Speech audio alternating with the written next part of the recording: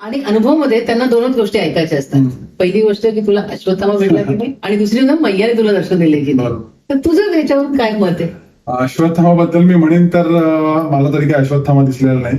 त्याला मी दिसलो असेल तर माहित नाही, मजेचा भाग सोडून देऊया आपण. पण खरंच तिथे अश्वत्थामा आहे वगैरे या गोष्टींवर माझा तेवढा विश्वास नाही. 2013 पासून ते आतापर्यंत 2025 वर एकानेही असा कोणी फोटो काढून त्याचा दाखवला नाही की बाबा मला अश्वत्थामा दिसला, किंवा कोणाचाही मी व्हिडिओ बघितलेला नाही. आता बोलता बोलता तू एक खूप छान बोलला की हा आध्यात्मिक आणि धार्मिक हा किती छान मुद्दा तू उचलला. म्हणजे तुझ्या हिशोबाने हा कसा तू दोन प्रचंड फरक आहे दोन्ही गोष्टी. काय बायफर्केट? अध्यात्म हे बेसिकली सगळं आतमध्ये आहे, आणि धार्मिक गोष्टी ज्या आहेत त्या सगळ्या बाहेर आहेत. म्हणजे उदबत्ती लावणं, दिवा लावणं, आरती करणं हे गैर आहे असं मी अजिबात म्हणत नाही, पण त्याला किती महत्व द्यावं. आणि लोक बरेचदा आध्यात्मिक असणं आणि धार्मिक असण्याचं गल्लत करतात. जो माणूस धार्मिक आहे तो आध्यात्मिक असतोच असं नाही. नर्मदे हर जुनून में आप सबका दिल से स्वागत है. आप जैसे कि जानते हैं कि मैं कुछ लोगों के पॉडकास्ट लेती हूँ जो जस्ट परिक्रमा करके आए हैं. उनमें से आज हमारे साथ एक ऐसे बाबा जी जुड़ रहे हैं जिनका नाम है अमय बाबा जी. उनको मैं बहुत अपने दिल के करीब मानती हूँ, और वो इसलिए कि जब उन्होंने परिक्रमा जाने का सोचा तब वो मेरे पास मिलने आए थे. हमारी कुछ बातें भी हुई थी, और जब परिक्रमा के दौरान भी मैं उनके साथ कनेक्ट थी और परिक्रमा के बाद भी मैं उनसे मिली हूँ. तो उनके इतने अच्छे विचार हैं, तो वो सुन के मैं बहुत प्रभावित हो गई. तो मैं चाहती हूँ कि कुछ परिक्रमा को लेके एक अलग नया रुख पे अपने को सुनने को मिलेगा. तो आज मैंने उनको अपने घर वेलकम किया है, तो आप उनसे मिलिएगा. उन्होंने अपनी परिक्रमा 101 दिन में पूरी की है. और एक बात मैं आपसे रिक्वेस्ट करूंगी, क्योंकि मैं चाहती हूँ कि जब आप अपने दिल की बात कहते हैं, अपने मन की बात कहते हैं, तो अपनी भाषा में कहना आपको ज्यादा सहूलियत होती है. तो हमारे बाबा जी मराठी में ज्यादा कंफर्टेबल है, तो मैं चाहती हूँ कि उनको मराठी में ही पॉडकास्ट कंटिन्यू करते. आप उनको सुनना चाहते हैं तो जरूर सबटाइटल लगा के हिंदी में सुनिएगा, और आप सुनिए कितने उनके एक अलग तरह का विचार है. जो हम लोग नॉर्मल जो एक सुनते हैं एक परिक्रमा को लेके एक जो ढांचा बना हुआ है उसको तोड़ के, उसको अलग हटके. तो आज उनसे पहले स्वागत करते हैं और उनसे जान लेते हैं कि उनके विचार क्या है. तो चलिए स्वागत करते हैं अमय जी का. नर्मदे हर. सगळ्यात पहिले तर खूप खूप अभिनंदन की तुझी परिक्रमा झाली. मला खूप आनंद. म्हणजे मी का कनेक्ट आहे तुझ्याशी, कारण पहिल्या दिवशी पण तू आला होता, परिक्रमात पण आपण कनेक्ट होतो. आणि मी खरं सांगू, मी परिक्रमेत बघितलं की त्याने किती प्रवास कसा खडतड केला आहे, काय झालंय. आज तरी तो खूप छान झालाय. किती वेट रिड्यूस केलं तू? 13 किलो कमी झाला. 13 ना. मग काय, पहिलेच तो एवढा बारीक आहे आणि आणखीन बारीक झालाय तो. आणि किती दिवसात पूर्ण झाली? 101 दिवसात पूर्ण झाली. 6 नोव्हेंबर ते 14 फेब्रुवारी. कसं वाटतं तुला एकदम? खूपच छान वाटतंय. तुझं काही ठरवलं नव्हतं मला माहिती. नाही, मी असं काही इतक्या दिवसातच पूर्ण करायची असं नव्हतं माझं. ते 101 दिवस असेच म्हणजे बाय फ्लूक झाले. काही ठरवलेलं नव्हतं की एवढ्या दिवसात पूर्ण करायची. पण तुला असं काय, म्हणजे एकदम असं तुझ्या आयुष्यात काय झालं की तुला असं ठरवलं की चला आता पण, कारण ही जी जर्नी आहे ना ती खूप वेगळ्या, म्हणजे सगळ्या जर्नीपेक्षा वेगळी आहे. तुला काय असं वाटलं एकदम की चला आपण निघूया परिक्रमेला? काही दिवस, काही वर्ष मी युट्यूबवर बघत होतो नर्मदा परिक्रमा त्याच्याशी रिलेटेड व्हिडिओज आणि बऱ्याच गोष्टी. त्यामुळे असं एक दिवस वाटलं की आपण ट्राय करून बघावं का, बघूया जमते का, याची कृपा किंवा सद्गुरूंची कृपा आहे असेल तर ती होईल पूर्ण. सो असं मनात होतं, आणि यावर्षी वेळ होता माझ्याकडे. सो म्हटलं चला यावेळेस आपण ट्राय करूया, कसं जमतंय बघूया, जेवढी जमेल तेवढी करूया असं मनात होतं पहिल्यांदा. पण त्यांच्या कृपेने ती पूर्ण झाली पाहिजे असं झालं. सद्गुरूचा तू जसा विषय काढला तर तुझे सद्गुरू कोण? गोंदवलेकर महाराज आमचे गुरु आहेत. मी, माझी आई आणि माझी पत्नी, आम्ही तिघही आमच्या कृपेमुळे आणि मैयाच्या कृपेमुळे हे शक्य झालं. कारण अदरवाईज हे फक्त ह्युमन एफर्ट्सवर परिक्रमा करणं पॉसिबल नाही असं मला वाटतं. मी खरं सांगू ना, मला म्हणूनच सांगते ना, हे खूप आवडतं जेव्हा अशी आध्यात्मिक जोड असते घरातल्यांची पण आणि स्वतःची पण, तेव्हाच ही एकच गोष्ट पॉसिबल होते की सगळ्याच घरचा पण तेवढाच पाठिंबा होता की जा म्हणून सांगितलं. पहिल्यांदा आई जरा साशंक होती माझ्या जाण्याच्या बाबतीत की नको म्हणत होती, पण मी तिला कन्व्हिन्स केलं. म्हटलं जायची इच्छा आहे, तरी म्हणे ओके जा तू, कारण ती घरानं परमिशन घेणं गरजेचं असतं. आणि परत मग त्यांच्या मनात जर का असं असेल की नको जाऊस तर त्यांचं मन मोडून जाणं तेवढं मला योग्य वाटत नव्हतं. करायची तर होतीच, पण मी नंतर हळूहळू आईला कन्व्हिन्स केलं आणि मग finally she sed yes you can go. I convince होतेच रे पोरांना. आणि आता तुला 1 नाही 2 नाही, एक मैया पण आहेच त्याची. पण मला एक सांग की जेव्हा तू परिक्रमा करत होता काय भाव होता तुझा, काय विचार होतो, म्हणजे काय थॉट घेऊन निघाला होता तू? सर ऑनेस्टली काही थॉट नव्हता मनात, मला फक्त ती एक एक्सपिरियन्स घ्यायचा होता बेसिकली, की ही जर्नी कारण कठीण आहे. कारण तुम्ही मुंबई पुण्यामध्ये जे लोक राहतात स्पेशली त्यांच्यासाठी जर्नी खरंच खूप कठीण आहे. कारण मुंबई पुण्यामधले जे पब्लिक आहे ते जनरली सुखवस्तू घरातलं पब्लिक आहे, हायर मिडल क्लासमध्ये ते पब्लिक येतं. सो अशा ठिकाणी आपल्याला राहायची सवय असते की जिकडे पाणी आहे, वीज आहे, सगळ्या सुखसोयी आहेत, ब्लिंकिटवर काही मागवलं की लगेच घरी येतं. So exactly opposite situation Narmada परिक्रमेत असते. तुमचा कम्फर्ट झोन पूर्ण तिथे ब्रेक झालेला असतो, तिथे यातलं काहीच नसतं. जशी परिस्थिती येईल तसं त्याला सामोरं जायचं असतं आणि तुमचा प्रवास तुम्हाला चालू ठेवायचा असतो. तुमची जी काही साधनं असते ती करत राहायची असते. सो ती साधना तुमची होतीये का त्या खडतर परिस्थितीत सुद्धा? मला हे हवं, मला ते नको, हे सगळं तिथे चालत नाही. जे येतं ते समोर घ्यावं लागतं आनंदाने. तर या सगळ्याला आपण समोर जायला तयार आहोत का? आर वी प्रिपेअर्ड, म्हणजे काय, am I prepared for that, हे मला बघायचं होतं. म्हणून मी फक्त म्हटलं की आपण बघूया जाऊन कशी होते परिक्रमा, होते की नाही. तुझा सगळ्यात अवघड म्हणजे कुठला पार्ट आला असं प्रवासातला की खूप तुला अवघड झालं? खूप अवघड असं म्हणजे ते खप्परमल चढताना मला जरासा त्रास झाला. कारण तो चढणं खरंच कठीण आहे आणि तो डिफिकल्ट आहे पार्ट. म्हणजे चढणं, तिकडे वरती पोहोचणं. म्हणजे रोडनी जायचा एक मार्ग आहे, तुला माहिती आहे, तू परिक्रमा केली आहेस. सो रोडनी जाणं पण एक ऑप्शन आहे, पण ज्याला चढत जायचंय कारण चढत तू अर्ध्या तासात वर पोहोचतेस असं साधारणतः तिथे आहे. तर तो जरा एक पॅच डिफिकल्ट होता कारण तो खूपच रस्ता खडतर आहे चढण्यासाठी आणि तिथे ऑफ बॅलन्स होऊन खाली पडण्याची शक्यता आणि जो पडेल त्याचा एखादा हात वगैरे फ्रॅक्चर नक्कीच होऊ शकतो तिकडे चढताना. अशी सिच्युएशन आहे. छोटे छोटे गोटे म्हणजे पाय कधी सटकेल काय करतात, खूप डिफिकल्ट येतो. हा फिजिकल चॅलेंज झाला. मेंटली कुठे असा येतो का, जर एखाद्याला ठरवायचं असेल की तो ब्रेक होतो का मेंटली? होतो, म्हणजे काही लोकांचा होतही असेल. मलाही मध्ये मध्ये असं वाटलं अरे नको आता घरी जाऊया, बस झालं. म्हणजे पहिल्या 15 दिवसातच, कारण अमरकंटकला परिक्रमा सुरू केली होती मी, त्यामुळे मला पण तुला हेच प्रश्न विचारायचा होता की तुझा अमरकंटकला, मी सॉरी तुला इंटरप्ट केला, पण हा प्रश्न म्हणजे मी जेवढा तुला ओळखते, पाहते, बघते, तर ज्यांना माहित नाही त्यांना मी एक सांगू की आणि ओंकारेश्वरून लोक सुरू करतात आणि ओंकारेश्वर संपवतात, पण अमयनी अमरकंटकवरून उचलली आणि अमरकंटकला संपवली. ते मी बघितलंय त्याचं. पण तो नंतर अमरकंटकवरून डायरेक्ट मुंबईला आला. त्याचे इतके क्लिअर कट थॉट आहे ना, हे मला खूप इम्प्रेस करून गेले. त्याचं म्हणणं असं आहे की ते लोक जे अमरकंटकवरून जातात ओंकारेश्वरला आणि जल चढवायला, जे तुम्ही घेऊन चालता मैयाचं जल, ते तिकडे व्हायचं असतं, ते तसं तू नाही केलं. मी जसं नाही केलं त्याच्यामागचं एकच कारण आहे, कारण शिव हा एकच आहे असं माझं मत आहे. म्हणजे शिवाशिवात भेद असू शकत नाही. ओंकारेश्वरचा शिव आणि अमरकंटकचा शिव हे दोन वेगळे आहेत असं मला वाटत नाही. माझ्या दृष्टीने ते एकच आहेत, कारण ते शिव हे तत्व आहे, तो सगळीकडे समानच आहे. कुठल्याही शिवाची पिंडी किंवा कुठल्याही शिवाचं शिवलिंग हे माझ्या मते एकच आहे. अमरकंटकचा शिव वेगळा आणि ओंकारेश्वरचा शिव वेगळा आहे असं मला तरी वाटत नाही. कारण जर का तुम्ही म्हणालात की मग ओंकारेश्वरचा शिव वेगळा कारण ते ज्योतिर्लिंग आहे, ते स्वयंप्रकट झालाय किंवा व्हॉट्सअप लोक सांगतात, मग ह्याचा अर्थ दोन शिवांमध्ये भेद झाला असं तुम्ही म्हणता. आणि तो आहे की हा मोठा शिव, तो शिव मोठा नाही, किंवा ह्याचं महात्म्य जास्त, त्याचं महात्म्य कमी, हे ठरवणं आपण योग्य नाही असं मला वाटतं. शिव हे कुठेही एकच आहे. त्यामुळे तुम्ही जिथे परिक्रमा सुरू करता तिथे येऊन तुम्ही तिकडच्या शिवपिंडीवर जल वाहिलं तरी मला काही त्याच्यात गैर वाटत नाही. एवढा सिंपल विचार. तुला एक सांग, म्हणजे ह्याच्याकरता नाही विचारते, पण एवढे लोकांचे तुझ्या हिशोबाने हे मिथ आहे ना, असं माझ्या हिशोबाने मिथच आहे. तर मग तुला असं कधी असं लोकांनी तुला नक्कीच सांगितलं असेल, खूप लोकांनी मला सांगितलं अरे ओंकारेश्वर तो जानाही पडेल. त्याच्यावर माझा हाच एक बेसिकल प्रश्न होता की का जायला लागेल हे तुम्ही मला समजावून द्या किंवा समजावून सांगा. आणि असं कुठे लिहिलंय का नर्मदा पुराणात किंवा शिवपुराणात की तुम्हाला ओंकारेश्वरला जाऊनच जल चढवायचं आहे? जर का तसं लिहिलं असेल तर मला दाखवा. सगळे म्हणतात असं शास्त्रात लिहिलंय, पण ते शास्त्र कुठलं, त्या शास्त्राचं नाव काय, त्या पुस्तकाचं नाव काय, हे आजवर मला कोणी सांगितलेलं नाही. त्यामुळे मला हे सत्सद विवेक बुद्धीला माझ्या पटत नाही की ओंकारेश्वरला जाऊन जल चढवायचं मी आणि त्याच्यात परत गंमत अशी आहे, लोक म्हणतात तुम्ही जिकडनं सुरू करता तिकडे संपवलं की ओंकारेश्वरला जायचं. आता आणि ते बसनी टॅक्सीनी किंवा कसंही गेलेलं चालतं, मग ते सुद्धा पायी जायला पाहिजे ना, कारण परिक्रमा तुमची पूर्ण होते म्हणता तुम्ही की ओंकारेश्वरला मी जल चढवेन तेव्हाच पूर्ण झालं. मग आता तिकडे तुम्ही दुसऱ्या कुठल्या वाहनाचा आधार घेऊन कसं काय जाऊ शकता, जर का तो खरा मुद्दा असेल तर.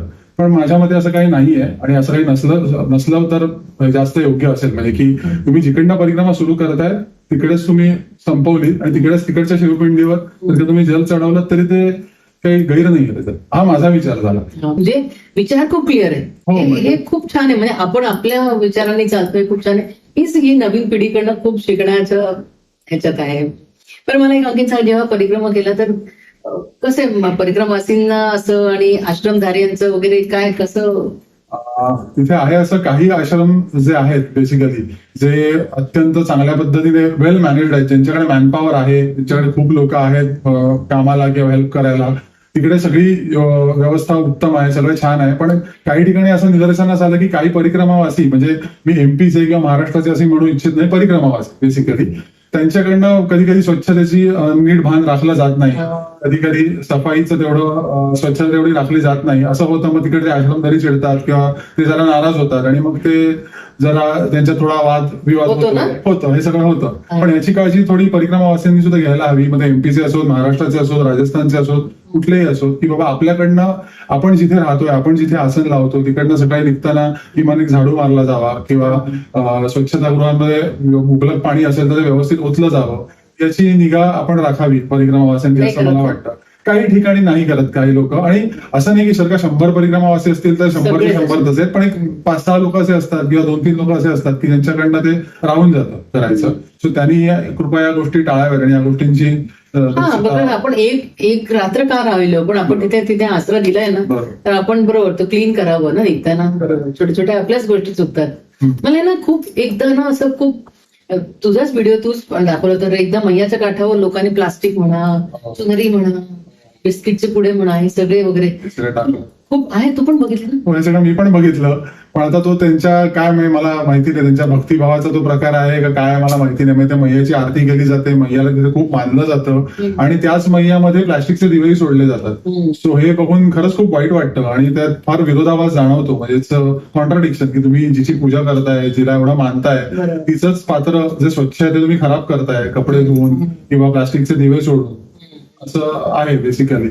सो हे सगळं लोकांनी टाळावं. मला असं जरूर वाटतं की तुम्हाला जी काही पूजा आरती जे काही करायचंय ते तुम्ही तुमच्यासोबत जी मैया आहे त्याची आरती करूनही तुम्हाला चालण्यासारखं आहे किंवा त्याच्यासाठी नदीच्या पात्रात दिवे सोडले पाहिजेत किंवा अमरकंठावर दिवे सोडले पाहिजेत, असं काही गरजेचं नाही. मग जिला तुम्ही मानता तिला दूषित करू नका, एवढा सिम्पल मेसेज आहे त्याच्यामध्ये. क्लीन ठेवायला पाहिजे, कारण पाण्याचा स्तर आला वर गेला की ते सगळं परत पाण्यात जाईल. ती परत मैया जिची आपण पूजा घेऊन करतोय तेच बरोबर आहे. ते पण एक आहे. आणखी मला एक लक्षात आलं, जेव्हा तू परिक्रमा करत होता तेव्हाच तसं लोकांच्या असं विचारांनी तू सहमत, म्हणजे त्यांचे जे आरती करण्याची पद्धत म्हणा किंवा त्यांचे जे विचार आहेत, मी असं कुठला एक स्पेसिफिक कास्ट असं नाही, पण खूप म्हणजे एक लोंढा चालतो माणसाचा एक ठराविक विचार घेऊन. तर काय त्याला, तुला काय वाटतं तसं एखादून एक्झाम्पल मला सांगायचं झालं तर एक, आता ती आरती आहे का ते काव्य आहे का ते गाणं आहे मला माहिती नाही. एक आहे, मैया अमरकंटे वाली तुम हो भोली भाली, लाखो पापी तुमने तारे लगी ना पलकी देर, अब तो आई मेरी बारी कहा लगा गई देर, असं आहे त्याच्यात. आणि सबको देती रिद्धी सिद्धी हमें गई तू भूल वगैरे अशा त्याच्यात होळी आहे. आणि मैया अमरकंटे वाली तुम हो भोली भाली असं त्याच्यात ते कंटिन्युअसली येत राहतं. मला तेच एवढं ऐकल्यावर असं झालं की हे जे कन्व्हर्सेशन आहे हे दोन माणसांमधलं कन्व्हर्सेशन वाटतं मला, की म्हणजे माझी वेळ आल्यावर तू असं कसं वागलीस, हे असे नवरा बायको सारखे किंवा मित्रमैत्रिणींसारखी कन्व्हर्सेशन मला वाटतात. आणि आपण तिकडे जातोय नर्मदा खंडात, ते एकीकडे म्हणतो आपण की ते वैराग्यदायी, आपण वैराग्यासाठी तिकडे जातो, म्हणजे जे जनरली परिक्रमावासी असतात ते, आणि तिच्याकडे रिद्धी सिद्धी मागणं किंवा तिच्याकडे माझे प्रॉब्लेम सॉल्व्ह कर म्हणणं हे कितपत योग्य आहे. अगेन तिकडे तुम्हाला एक पॅराडॉक्स दिसला की एक विरोधाभास आहे त्याच्यामध्ये. आणि त्या ओळी पण इतक्या गमतीशीर आहेत की बाकी सगळ्यांना तू हेल्प करतेस पण मला नाही करत वगैरे, अशा अर्थाच्या त्या ओळी आहेत.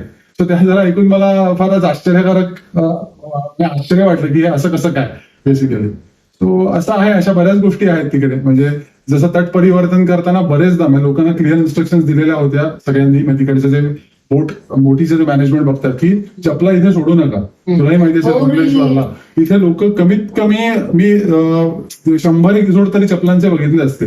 आणि नंतर मी जेव्हा उत्तर लढावर गेल्यावर लोकांना विचारलं की चपला का सोडल्यात तुम्ही, नाही ती पनवती जाते म्हणते चपलांवर. हा त्यांचा विचार आहे. पण ठीक आहे, आता तुम्हाला जर का चप्पल सोडायचीच आहे तर तुम्ही ती एका कॅरी बॅग मध्ये टाका आणि ते कॅरी बॅग कुठल्या तरी चांगल्या एका ठिकाणी डस्टबिन मध्ये टाका, जेणेकरून रस्त्यावर तुमच्या चपला राहणार नाही, रस्त्यावर कचरा होणार नाही. कारण एकतर त्या चपला कोणी वापरू शकत नाही आणि त्या पूर्ण खालनं खराब झालेल्या सोल निघालेल्या अशा त्या चपला असतात.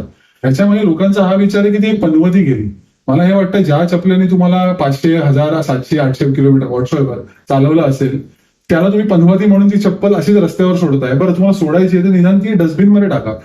ज्या मैयासाठी तुम्ही तिथे आलाय, ज्या मैयाला तुम्ही मानता, त्या मैयाच्या किनारी तुम्ही तुमचाच कचरा सोडून जाताय, ही एक बेसिक गोष्ट तुमच्या कशी लक्षात येत नाही. मला टाकायची चप्पल जरूर टाका, पण मग त्याची समुद्र किनारी फेकून नका देऊ. तिची योग्य ती विल्हेवाट लावा. टाकण्याचं पण काही कामच सोडूनच नाही जातात, ते. सोडूनच म्हणजे एक तर आपण म्हणजे बोटमध्ये चढवस तर चिखल पण खूप सारं आहे आणि त्या चिखलाच्या बाजूला एवढ्या ढिगाळ जातात. एक तर तुम्ही तुमच्यावर कॅरी सकाळची टाइम काय होतं? मला संध्याकाळची बोट आली होती तेव्हा मी खूप अपसेट झालो होतो, पण मला संध्याकाळची बोट नको होती. पण मी म्हटलं एक दिवस थांबूया आणि महाराजांना आणि मैयाला असं म्हटलं की काही करून बाबा सकाळची बोट असू दे दुसऱ्या दिवशी. तर नशिबाने दुसऱ्या दिवशी सकाळची बोट होती, मला मिळाली आणि मग मी सकाळी तट परिवर्तन झालं माझं 30 डिसेंबरला. म्हणजे तू बोटमध्ये सगळा आनंद घेतला. मी गेले होते तेव्हा दत्त जयंती होती, म्हणजे पौर्णिमा होती. तर आम्ही रात्री 2 वाजताची होती. तर तुझी झोप बीप छान झाली. तू कुठे थांबला होता? त्या ह्याच्यातच थांबला होता ना? मी बिर्ला आश्रम, सरला आश्रम छान आहे ना ते? अतिशय छान. त्यांची व्यवस्था फार सुंदर आहे आणि त्यांनी सगळ्या प्रकारच्या स्वच्छतेची व्यवस्थित काळजी घेतलेली. नाही, तुझं मला एक छान आठवतोय की तू असं रिस्ट्रिक्ट नाही राहिला की मी इथे पे नाही करणार. नाही, असं काही माझ्या मनात नव्हतं. म्हणजे मी म्हटलं जसं की मला मान्य आहे की भिक्षा मागून खायचं किंवा आपण आता काही पॅचेस मधले असे आहेत की जिथे एकही दुकान नाहीये किंवा एखादंच दुकान आहे, मध्ये कुठलं घरही नाहीये आणि भूक लागली, तर माणसानी जरूर पैसे देऊन जे काही जमेल तेवढं खावं. म्हणजे स्वतःच्या शरीराला असह्य होतील एवढे त्रास देऊन परिक्रमा पुढे करू नये असं माझं मत आहे. लोक म्हणजे तप करायचं म्हणजे मग तसं तू त्या विचारांचं. गोंदवलेकर महाराज जे म्हणतात की देहाला कष्ट देऊन कधी भगवंत प्रसन्न होत नाही, हे त्यांचं वाक्य आहे, माझं वाक्य नाही. आणि ते जर का असं म्हणत असतील तर त्याला निश्चित काहीतरी अर्थ आहे. म्हणजे तुम्ही ती एक परिक्रमा एक्सपिरियन्स म्हणून करा, पण तुम्हाला जशी जमते, जेवढी तुम्हाला झेपते त्यानेच तेवढी करा. आता बऱ्याच लोकांना एक प्रॉब्लेम होतो की मी गाडीवर कसं बसू, मी पायी संकल्प उचललाय. ठीक आहे, हरकत नाही, मी समजू शकतो. आता एखादा माणूस 500-600 किलोमीटर पायी चाललाय, त्याच्यानंतर दुर्दैवाने जर का त्याला गाडी घ्यावी लागली, त्याच्या मनाला एक तो सल लागू शकतो की अरे आता मला गाडीत बसावं लागतंय किंवा बाईकचा आधार घ्यावा लागतोय. पण ठीक आहे, म्हणजे एखाद्या आश्रमात पाय नाही, मला सुदैवाने खरंच वेळ नाही आणि आली नाही, आणि जर का आली असती तर मी सांगितलं असतं तसं की हो बाबा या पॅचमध्ये मला बाईक घ्यावी लागली किंवा गाडीचा आधार घ्यावा लागला, त्याच्यात मला काहीच कमतरता वाटत नाही.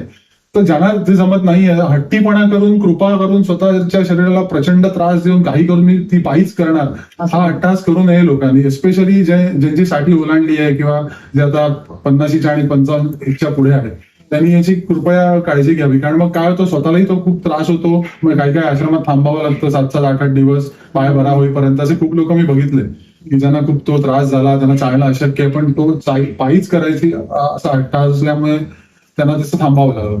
बरोबर. म्हणजे म्हणून का विचारलं मग, कारण तू अमरकंठ नाही भरूचला जिथे आपलं तिथे तू रूम घेऊन पे करून थांबला होता. म्हणजे तू असं हे नाही केलं की मी बघितले लोकांना एक बी पैसा नाही खर्चा करेंगे, हा तसं नव्हतं.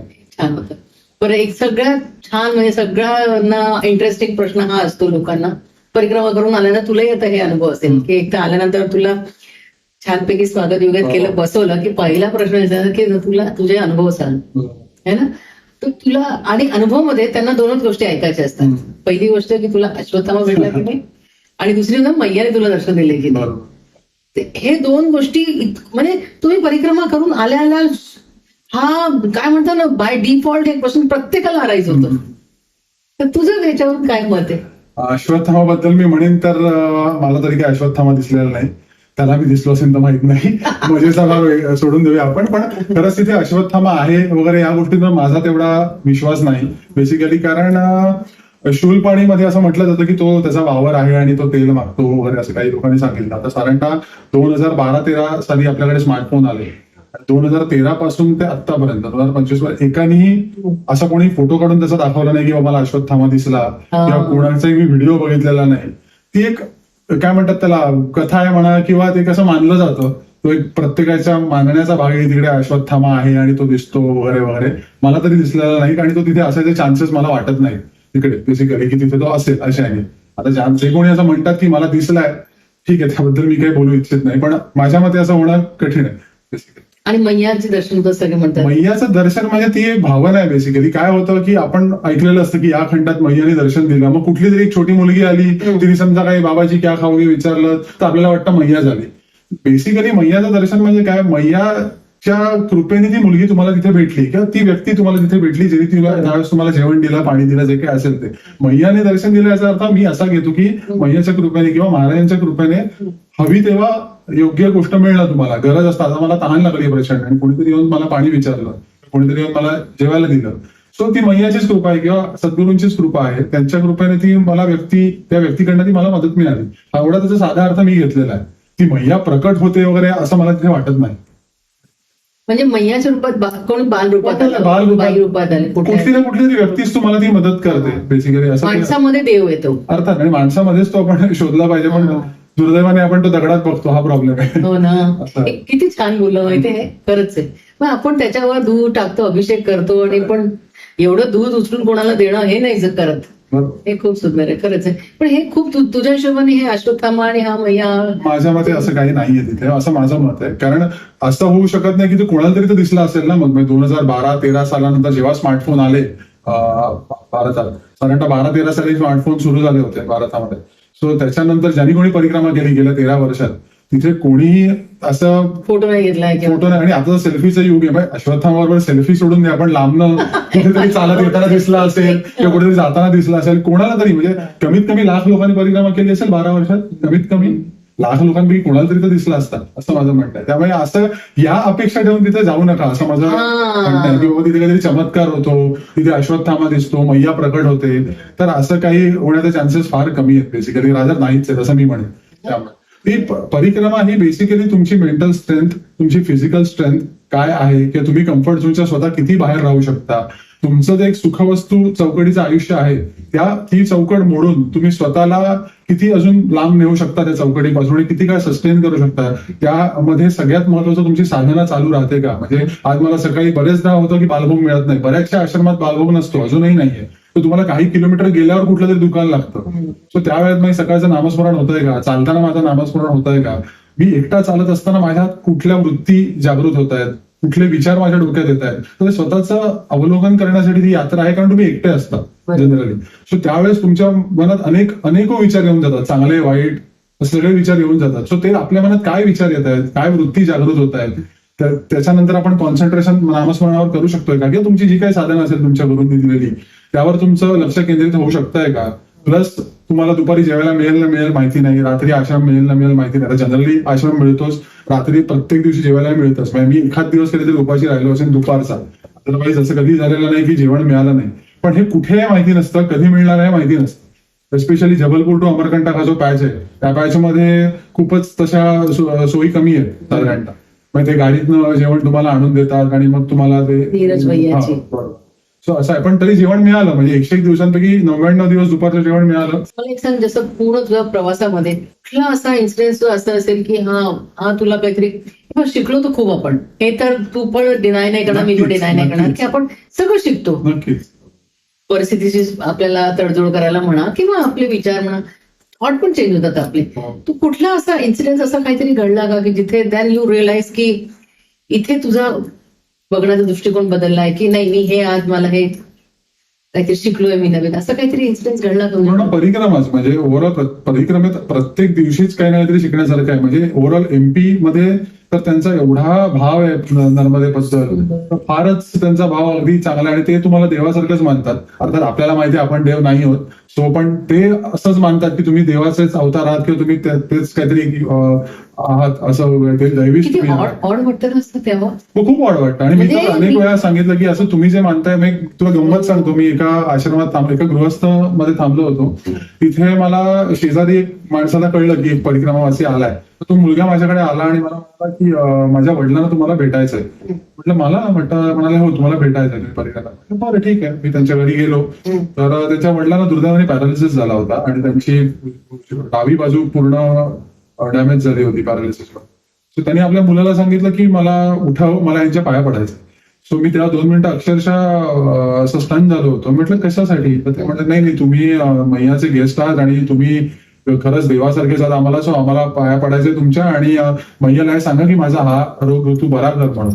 आता त्यांची भावना फार अशी इनोसंट होती की बाबा परिक्रमावासीला आपण एक सांगितलं की ते होईल. मी तर सांगितलं कृपया असं करू नका, मी त्या योग्यतेचा माणूस नाही, किंवा मी सांगून मैया तुमचा हा आजार बरा करेल असं नाही होणार. म्हणजे सॉरी तुम्हाला कदाचित वाईट वाटत असेल, पण ती शक्ती माझ्याकडे नाही, मी त्या योग्यतेचाच नाही. तुम्ही डायरेक्ट मैयाला सांगा जे काही तुमचं असेल ते. सो अशा गोष्टी होतात. म्हणजे ते लोक आपल्याला एवढं मोठं म्हणून काहीतरी त्यांना पाय समजतात. पडू दिले की नाही, मी नाही दिलं त्यांना पडून, कारण खरंच मी त्या योग्यतेचा नाहीये असं मला वाटतं. जेणे इंडियन याच्यात अजिबात मॉडेस्टी किंवा नम्रतेचा आव नाहीये. फॅक्ट आहे, आपण प्रत्येकाला माहिती असतं आपण काय आहोत. सो मी तेवढंच त्यांना सांगितलं की असं प्लीज करू नका, तुम्ही मैयाला सांगा तीच सगळ्यात ग्रेट आहे आणि तीच सर्वश्रेष्ठ आहे, इथे तिचीच सत्ता चालते. सो डायरेक्ट तुम्ही तिला सांगा. पण मला यातून सांगायचं आहे की त्यांचा भाव काय लेवलला आहे ही परिक्रमावासियांबद्दल. हा त्यांचा भाव आहे परिक्रमा, आणि माझ्याबद्दलच नाही, कुठल्याही परिक्रमावासीबद्दल आहे. कुठलाही परिक्रमावासी जनरली आला की लोक त्याच्या पाया पडतात, रस्त्यातनं चालताना लोक पाया पडतात. पण शक्यतो मी अनकम्फर्टेबल होतो अशा सिच्युएशन मध्ये, कारण मला माहिती मी तेवढा ग्रेट अरे, किंवा मी तुला स्वच्छ नाही. सांगते, मी तर असं बघितलंय की म्हणजे आपले पाय पडलं तर म्हणजे आपल्यालाही कळतं हे, आपल्याला माहितीये, बट दे आर लुकिंग मैया हो, विदिन बरोबर. अस. किंवा आपल्या तो माणूस पाय पडताना आपले बूट शूज चप्पल काढून पडतात. हो, बरोबर. केवढं म्हणजे हा की भाव भाव प्रचंड आहे त्यांचा, आणि खूपच आहे चांगली गोष्ट ती. अनेक तेच म्हणतो की आपण मुंबई पुण्यामध्ये जेव्हा आपण राहतो, एखाद्या स्ट्रेंजर आपण घरी झाला तर आपण पटकन त्याला वेलकम करत नाही, हो ना. स्ट्रेंजर. हो. आपण तिकडे गेल्यावर जस्ट बिकॉज आपण मैयाचा लेबल लावून येतोय, त्यामुळे तुम्हाला 2 दिवस तुमच्याकडे राहून देतात, जेवायला खायला देतात, सगळी तुमची ते उत्तम सोय करतात. आता हे खरंच शिकण्यासारखं आहे. दातृत्व काय असतं किंवा देण्याची वृत्ती ही बाबा माझ्या डोक्यात ठाम आहे की हा माणूस कोणतरी ग्रेट आहे, कारण हा मैयाकडनं आलेला आहे. तो ग्रेट आहे की नाही हा दुसरा मुद्दा, पण मला असं वाटतंय म्हणजे सेवा मला देणार. असं वाटतं, सांग बरं, एखादा अननोन व्यक्ती आपल्या घरी एका संध्याकाळचा येतो, काय राहतो, काय चार्जिंग करतो, पूजा करतो, आपण त्याला खाऊ घालतो, दुसऱ्या दिवशी आपण म्हणलं थांबतोय, आणि त्यालाही माहितीये की ह्याच्यानंतर हा मनुष्य परत आपल्याला दिसणार नाहीये, आपल्याला माहिती आपण येणार नाही, पण तो इतकं प्रेमाने ठेवतो आपल्याला. आपले नातेवाईक पण आपल्याला ठेवणार नाही एवढे प्रेमाने. हे शिकण्यासारखं आहे. हा, So, परिक्रमेत जाण्याचा उद्देश काय की तिथून काय घ्यावं, तर खरंच ही जी दानत आहे त्या लोकांची की बाबा एखाद्या स्ट्रेंजरला, एखाद्या थर्ड पर्सनला एवढं वेलकम करणं या लेवलला, की खरंच तो समोरची व्यक्ती पण भारावून जाते की अशा प्रकारे ते लोक स्वागत करतात. सो जस्ट बिकॉज तो मैयासाठी आलाय आणि तो मैयाची परिक्रमा करतो एवढं त्यांच्यासाठी इनफ आहे. त्यांना त्याचं क्वालिफिकेशन लागत नाही, त्याची जातपात ते विचारत नाहीत, त्याच्याकडे पैसे किती ते विचारत नाहीत, काही नाही. ते अक्षरशः निस्सीम भावाने सेवा करतात त्यांची. कुठला पॅच तुला आठवतोय असं की जिथे खूप गरिबी आहे? मंडला सा पॅच, मंडला म्हणजे दिंडोरी बेसिकली, म्हणजे जबलपूर टू अमरकंटक आणि शूलपाणी बेसिकली. तिथे खरंच खूप अवस्था बिकट आहे. म्हणजे शूलपाणीत तर अक्षरशः असं आहे की त्यांच्या अंगावर पूर्ण व्यवस्थित कपडे सुद्धा नाही आहेत, पण steel they are welcoming you. त्यांच्याकडे जे काही आहे ते काढून तुम्हाला ते देत आहेत, एवढा त्यांचा भाव. शुल्पाने आता लोक हेल्प तरी करतात, पण दिंडोरी तर मला असं वाटतं दिंडोरीलाही खूप प्रॉब्लेम आहे. पण तिथे सुद्धा परिक्रमावासी म्हटल्यावर ते जे काही त्यांच्याकडे असेल ते तुम्हाला घरं पण काढून लांब लांब आहे. जरा लांब लांब आहे. तिथे तो जरा डिफिकल्टच आहे पॅच. म्हणजे जबलपूर टू अमरकंटक जो पॅच आहे तो जरा डिफिकल्ट आहे. त्यावेळेस ऊन पण वाढायला लागतं तिथे पोहोचल्यावरती. जबलपूर पर्यंत ऍब्सोल्युटली काही प्रॉब्लेम नाही, आश्रम आहेत, गृहस्थ सेवा पण मिळते सगळं. तू काय सजेस्ट करणार की तटमार्गाने जावं, म्हणजे आता ज्यांना माहितीये त्यांना सांगते, म्हणजे 3 मार्ग आहेत असं बघितलं तर. तटाने जाऊ शकतो, रोड हायवेने आणि रोडने, म्हणजे गावातून जाऊ शकतो. तू काय सजेस्ट करणार की परिक्रमावासींनी कुठून, म्हणजे तू काय प्रिफर केलं दॅट डिपेंड. हे मी एक्सेप्ट करते की आपण जायचं मैया ठरवतो, पण तरी आपण तुमच्याकडे वेळ असेल बराच, तुम्ही 5-6 महिने जर का कंटिन्यू करू शकणार असाल तर तटाने जायला हरकत नाही, कारण तट मार्ग जरा कठीण आहे आणि स्पीड ऑफकोर्स तुमचा कमी होतो तिकडे, कारण तिकडे असे रोड्स नाही आहेत. सो ऑब्व्हियसली एका लेवलला तुम्ही फास्ट चालू नाही शकत तिकडे. त्यामुळे जर तुमच्याकडे वेळ असेल तर तट मार्गाने जा, नसेल तर मग रोड आहे. आता माझं मिक्स झालं होतं, दोन्ही रोड आणि तट असं झालं होतं. तुझं मला ते एक एक्सपिरियन्स सांगत मस्त होता. तू अमरकंटकवरून स्टार्टिंगला निघालं, ते भारी दगड बिगड कसलं. हो, पण मी अमरकंटकावरून पहिल्यांदा रोडच घेतला होता. तो नाही म्हणजे त्याच्यानंतर मग पुढे जेव्हा आलो तेव्हा मी ब्रह्मकुंडानंतर तट पकडला आणि महाराजपूर नंतर मी रोड घेतला नाही, मी तटावर गेलो. तर तो रस्ता अर्थात कठीण होता. एक तर तिकडे शेती असते, पाणी चालू असतं, दलदल असते, दलदल म्हणजे चिखल असतो बेसिकली. सो त्याच्यातनं चालणं इज डिफिकल्ट बेसिकली, कारण तो बरेचदा तुमचा पाय तिकडे स्लिप होतो, असं होतं, कारण पाणी असतं, माती असते, ते सगळं असतं. पण तुला असं कोण एक असं आश्रम किंवा एक साधू किंवा एखादं संत असं काही भेटलं का जिथे तू कनेक्ट होला की निवांत एकटा एका ह्याच्यात बसलेला आहे किंवा असं? सहस्त्रधाराला एक चांगला आश्रम आहे, देवबाप्पा आश्रम म्हणून. तो अतिशय सुंदर आश्रम आहे, फार शांत आश्रम आहे. दुसरा आश्रम खर्रा घाटला आहे, दत्त मंदिर येते आणि ते प्राचीन दत्त मंदिर आहे, टेंबे स्वामींनी बांधलंय असं म्हणतात. ती एक जागा फार सुंदर आहे. या 2 जागा अतिशय सुंदर आहेत आश्रम म्हणून, आणि हे 2 ठिकाणचे आश्रम फार छान आहेत. आणि तिसरा संदूकचा पण आश्रम फार चांगला आहे. तिथे अतिशय चांगली सोय आहे, सुविधा आहे, व्यवस्थित आहे आश्रम, क्लिनलीनेस व्यवस्थित आहे. पण तुम्ही जर काही असं आध्यात्मिक दृष्टिकोनात म्हणालात तर मला, किंवा शांतता या दृष्टिकोनात म्हणाल तर ती दत्त मंदिर फारच छान आहे. खर्राघाटचं जे आहे ते अतिशय सुंदर मंदिर आहे. परिक्रमावासींनी जरूर तिकडे 1 ते 2 दिवस तरी राहायला हरकत नाही. ते परिक्रमेत येत नाही ऍक्च्युअली, त्याला 1 किलोमीटर आतमध्ये जावं लागतं नर्मदापुरमपासून तुम्हाला, पण अतिशय सुंदर जागा आहे. अच्छा, एक मला असं सांग बघ, आता जिथे राम असतो तिथे रावण पण असतो. आता साधू आहे, संत आहे, ऋषी मुनी आहे, आपल्या इकडे तपश्चर्या वगैरे केलं, सगळं तपोभूमी वगैरे सगळं ठीक आहे. तुला असं कुठे असं वाटलं का की, कारण माझा असं अनुभव आहे की सात्विक साधू पण आहे जे आहे आणि ते ढोंगी पण आहे तिथे. तुम्हाला ओळखता यायला पाहिजे, कारण आपण ना परिक्रमेला मैयाला लिटरली आपण एक लेबल आपण तो विसरून जातो की इथे अशा टाईपची पण माणसं असू शकते. तुला असं वाटतं तिथे काही आहेत, सगळ्या प्रकारची तिथे माणसं आहेत. आणि काय लोकांना बरेचदा तू कधी ऐकलं असं काहीतरी म्हणजे साधू, मी डायरेक्ट इंटरॅक्शन असं फार केलं नाही कोणाशी, एस्पेशली जे साधू टाइप्स मध्ये मोडतात त्यांच्याशी, कारण त्यांचे काही वेगळेच विचार असतात किंवा त्यांच्या काही वेगळ्याच फिलॉसॉफीज आहेत, त्यामुळे मी जास्त बोलायला गेलो नाही. पण असं आहे तिकडे मी बघितलं की म्हटलं लोकांच्या मिसकन्सेप्शन खूप आहेत बेसिकली, किंवा गैरसमज खूप आहेत. आणि आध्यात्मिक प्रवासापेक्षा ना नर्मदा परिक्रमेला एक धार्मिक रूप जास्त आलं बेसिकली. म्हणजे ते दिवे लावणं, उदबत्त्या लावणं, किंवा ती चुनरी सोडणं, किंवा व्हॉट्सअप, म्हणजे जे सगळं धर्मामध्ये मोडलं जातं किंवा जे सगळं धार्मिक ऍक्टिव्हिटीमध्ये मोडलं जातं, या सगळ्या गोष्टींचं प्रमाण तिकडे जास्त आहे असं मला जाणवलं. आणि ते परत कसं आहे, प्रत्येकाचं वेगवेगळं वर्जन आहे त्याचं स्वतःचं. म्हणजे उदाहरणार्थ मांडवगड, आता मांडवगडला काही लोक म्हणतात गेलं नाही तर परिक्रमा खंडित होते. मी मांडवगडला गेलेलो नाही, मी तवलाईवरनं सरळ आलो. मध्ये तुम्हाला मांडवगडला जायचं नसेल तर तवलाई नावाचं एक गाव लागतं, तिकडचे सरपंच आहेत ते तुमची उत्तम सोय करतात आणि तुम्ही तवलाईवरनं सरळ पुढे येऊ शकता. काही लोक म्हणतात पहिली परिक्रमा असेल तर जावंच लागतं, दुसरी परिक्रमा असेल आणि न गेलेलं चालतं. हे एक मी वर्जन नवीन ऐकलं तिकडे. म्हणजे ही जी काही वर्जन्स आहेत ती प्रत्येकाची काही इंडिव्हिज्युअल वर्जन्स आहेत, असं काही कुठे सेट रूल नाहीये तिकडे की हे असं असंच झालं पाहिजे. त्यामुळे या गोष्टीला किती महत्व द्यायचं आणि किती नाही, खूप मिथ्स आहेत, अशी खूप मिथ्स आहेत. मी म्हटलं ना, अश्वत्थामापासून मांडवगड पासून अशी बऱ्याच तिकडे अशा कथा लोकांनीच उठवलेल्या आहेत. आणि काही कसं होतं की मी एक काहीतरी गोष्ट ऐकतो आणि मग मी ती सांगतो कोणाला तरी, मग लोक तीच डोक्यात घेऊन बसतात आणि मग स्वतःही तसाच अनुभव स्वतःला येईल अशी त्यांची अपेक्षा असते. पण ह्याच्यात जो गाभा आहे नर्मदा परिक्रमेचा मेन, तुमचं फिजिकल स्ट्रेंथनिंग किंवा मेंटल स्ट्रेंथनिंग किंवा कम्फर्ट झोन ब्रेक होणं, किंवा हवे नको पण जाणं, असं महाराज म्हणतात, गोंदवलेकर महाराज, की तुमचं हवे नको पण कमी झालं पाहिजे. सो ते तिकडे जाऊन होतं खरंच. म्हणजे आज माझ्याकडे फक्त डाळ भातच आहे खायला, आणि जो मी जर का नाही खाल्ला तर मला उपाशी राहायचंय. सो हे त्यातनं शिकायचंय. 3 महिने मला असंच जेवायचं आहे, किंवा अशा प्रकारचं अन्न मिळेल, अतिशय उत्तम अन्न मिळतं अशा प्रकारचं. म्हणजे मी व्हरायटी वाईज म्हणतोय, क्वालिटी वाईज असं आहे. सो या सगळ्या याच्यात मला ऍडजस्ट करायचं आहे. मला 2च कपडे आहेत, एक वाळत घालायचं आहे, धुवायचं आणि अंगावर चढवायचं आहे. सो या 2च कपड्यात मी राहणार आहे. माझं वजन हळूहळू कमी होणार आहे. 2 कपड्यांना आठवलं, मी ह्याला आहे ना 2च दिले होते आणि ह्याला सांगितलं 2च घेऊन जा, पण ह्यानी थोडं शहाणपणा केला आणि तिकडे जाऊन ते पण टाकायला लागले. त्याच्यामध्ये माझा विचार असा होता की मी एकच जो होता लुंगी आणि सदरा जो होता, मी तोच अंग घालायचो आणि संध्याकाळी येऊन धुवायचो आणि तोच वाळत घालायचो आणि तोच दुसऱ्या दिवशी सकाळी घालून मी प्रवास सुरू करायचो. आणि मग एक तट झाल्यावर मी तो पूर्ण डिस्कार्ड केला, जेणेकरून मग वजन कमी होईल.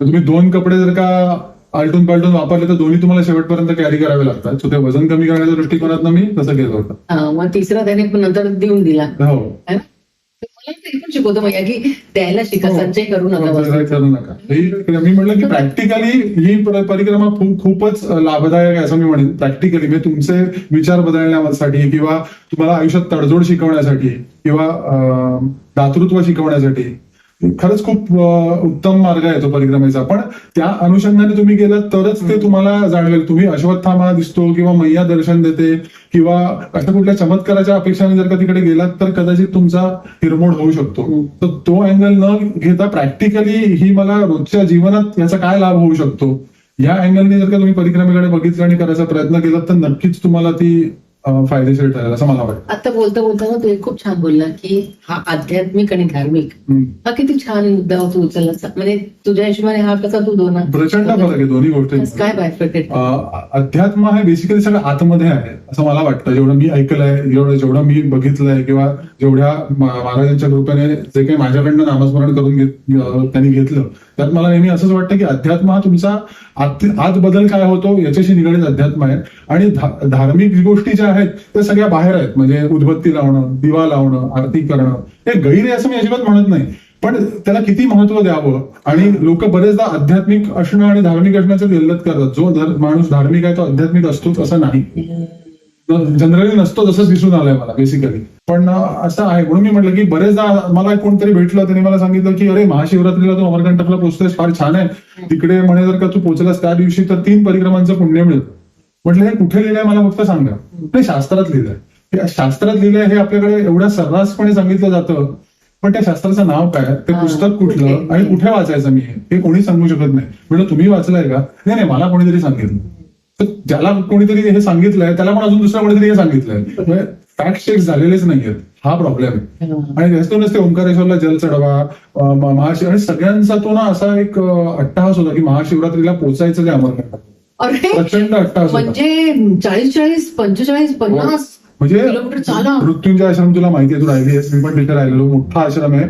आश्रमाच्या बाहेर म्हणजे जसं आपला पॅसेज, कॉमन पॅसेज, तिथे लोक झोपले होते. एवढी गर्दी का, तर अमरकंटकला महाशिवरात्रीला पोहोचायचं आहे म्हणून. माझं हेच म्हणणं, एक दिवस तुम्ही नंतर पोहोचलात तर काय तुमच्यावर भगवान शंकर नाराज होणार आहेत का, किंवा तुम्हाला पुण्य कमी मिळणार आहे का, किंवा काय, आणि हे कोण ठरवतं? मला हाच बेसिकली सगळ्यांना प्रश्न की हे कोणी ठरवलंय की इथे हे केलं की हे जास्त मिळतं, हे कमी. तिकडे कोणाशी असं तुझं 1-to-1 कन्व्हर्सेशन वगैरे झालं ह्या? काही लोकांची झालं, म्हणजे जे सोकॉल्ड संन्यासी होते, जे स्वतःला संन्यासी म्हणायचे आणि तसा वेश परिधान करायचे, त्यांच्याशी माझे काही ठिकाणी असे वादही झालेले आहेत.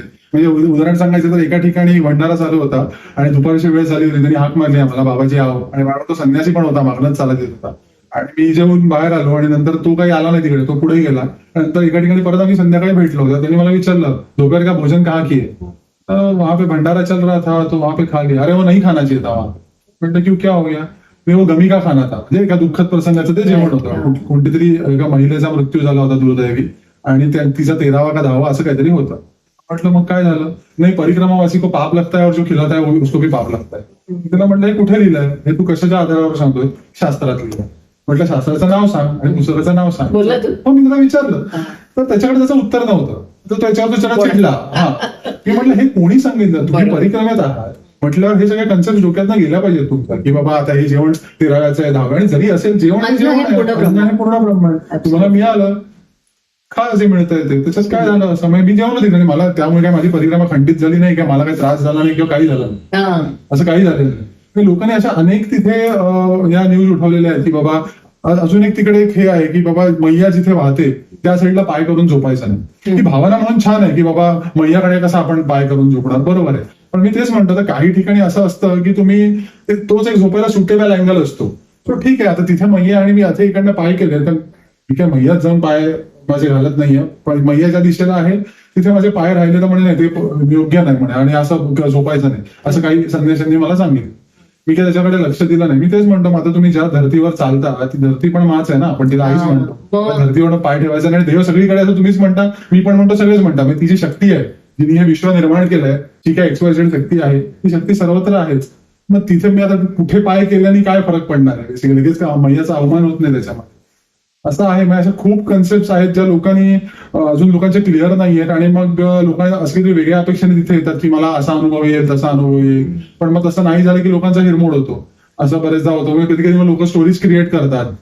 असं वाटतं स्टोरीज क्रिएट करणं खूप आहे ना, आणि ह्याची ऐकून मग दुसरा कोणी जाऊन फॅक्ट चेक करत नाही. म्हणजे ओंकारेश्वरला जल चढवणं हे मला आतापर्यंत कमीत कमी भेटल्या प्रत्येक माणसाने सांगितलं आहे की ओंकारेश्वरला जावंच लागतं.